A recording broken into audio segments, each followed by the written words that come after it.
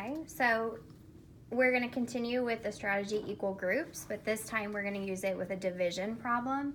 So the example that I have today is 21 divided by 3. So in this case, you're given what you have and you need to split it into 3 groups. So I'm going to start the same way that I would start with multiplication, except for these are my groups, whatever I am dividing by. So I have 3 groups.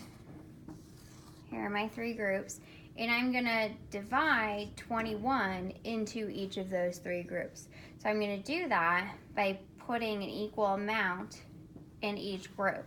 So right now I have put 1 in each group because we know with division, your answer has to be the same amount in each group.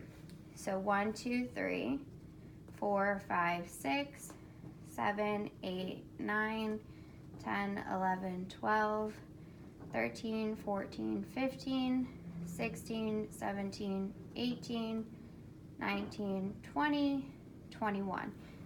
Okay, so now I have the same amount in each of my 3 groups. To get my answer, I'm going to count how many I have in each group. 1, 2, 3, 4, 5, 6, 7.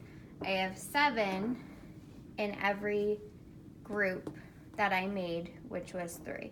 So 21 divided by 3 equals 7.